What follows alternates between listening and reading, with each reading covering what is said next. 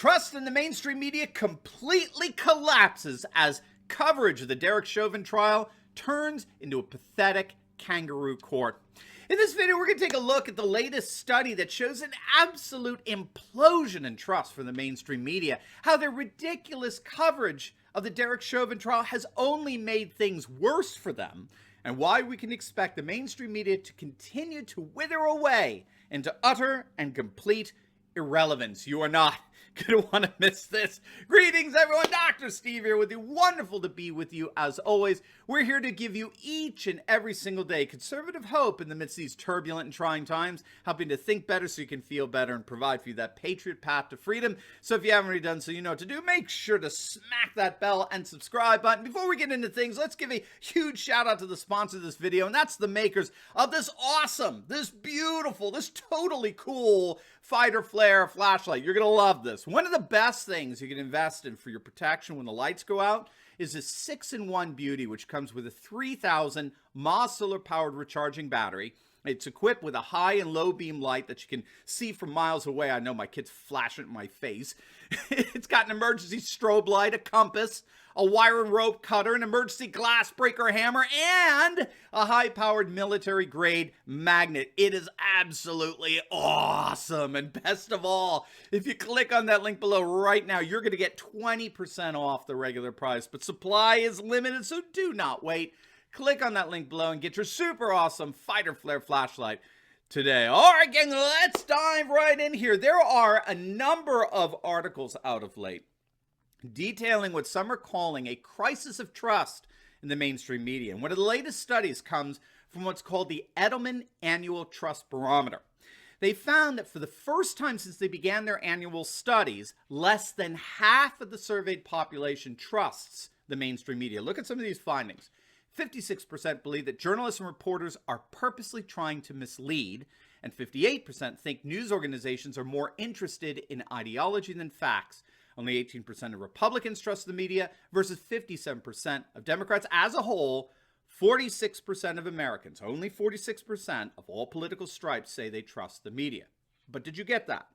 Nearly 60%, 6 in 10 respondents believe that journalists and reporters are purposely trying to mislead because they're more interested in ideology than facts. Or as the liberal commentator turned media critic Andrew Sullivan puts it, the media pushes narrative, not news. The media pushes narrative, not news. Now, this poll was actually rather gracious with that 46% trust.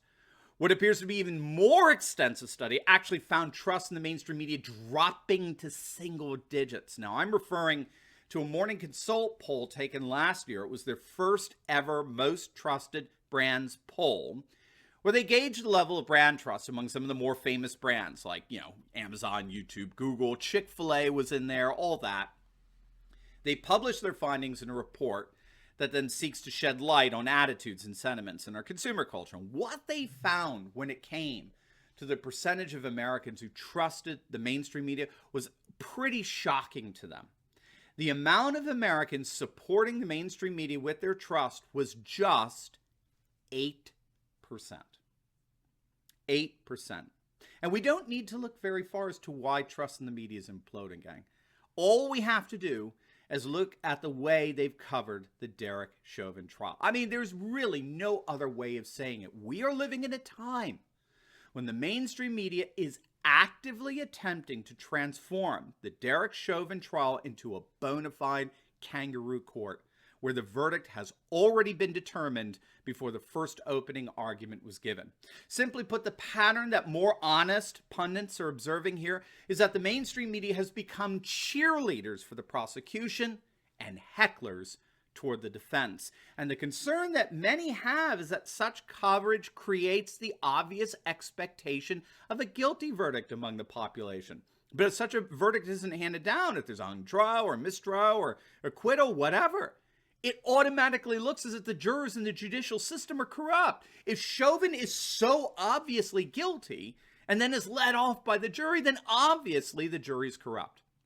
And what do you think that perspective is going to result in on the streets? Of course, more rioting, more violence, more mass destruction. Here's a couple of examples of this kangaroo court journalism.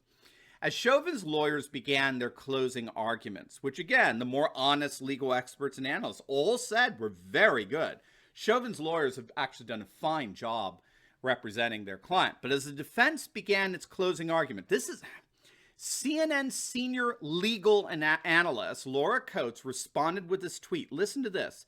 Defense begins the closing by defining reasonable doubt, not with why #Derek Chauvin is innocent.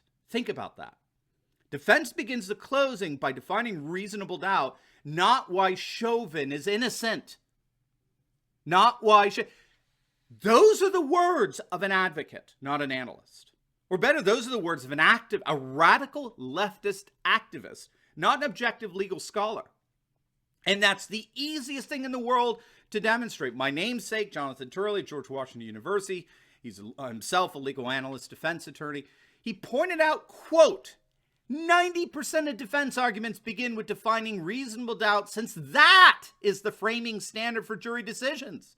It is the virtual mantra of the defense. We start by reminding the jury of its burden, particularly after a prosecutor is given a more fluid understanding of that standard.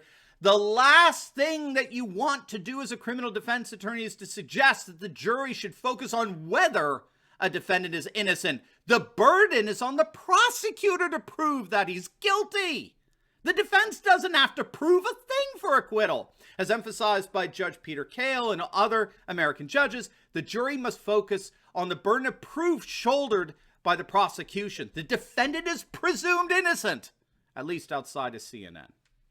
And that's, of course, because over at CNN, we're dealing with activists, not analysts. And if CNN is supposedly the most trusted name in news, it's no wonder that trust is imploding. Or take the radical leftist activist disguised as PBS journalist Yamiche Alcindor.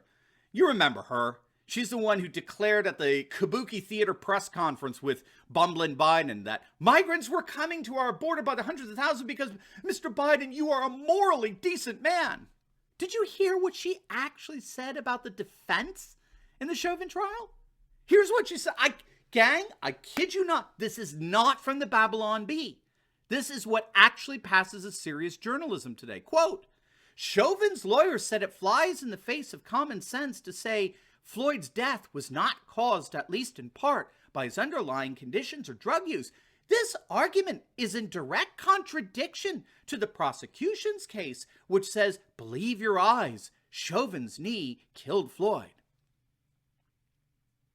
This supposed journalist actually faulted the defense for contradicting the prosecution. What do you say to them? I'm serious.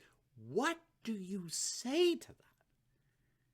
Now, fortunately, a number of commentators came out and utterly roasted this leftist activist disguised as a journalist for obviously not having a clue about how American jurisprudence works. But again, as far as the mainstream media is concerned, she's not there for analysis. She's there for advocacy. She's an activist, not an analyst. So, needless to say, it's becoming increasingly difficult for a public concerned about current events to take the mainstream media even remotely seriously. Look at this study that just came out. The Media Research Center just published a study that contrasted the coverage that President Trump got in his first 60 days in office versus that of Sleepy Joe Biden. While Trump got 89% negative coverage from the media during the same time period in his presidency, Biden got an astonishing 59% positive coverage. 90% versus 60%. 90% negative versus 60% positive. What evidence do you need? Or take the media's reaction, or better, non-reaction, to Maxine Waters' blatant attempt to incite violence the other day in Minneapolis. Even the judge in the Chauvin trial reprimanded her remarks. But over at CNN, anchors like Don Lemon were actually defending her. If you had just half a brain, according to Lemon, if you had just half a brain, it would be patently obvious to you that Maxine Waters, that paragon of virtue, was not inciting violence. Well, I'll tell you what is obvious. The mainstream media is collapsing. Public trust in them is imploding. And their days of monopolizing information consumption are indeed coming to an end. Anyone with half a brain can see that. Even Don Lemon.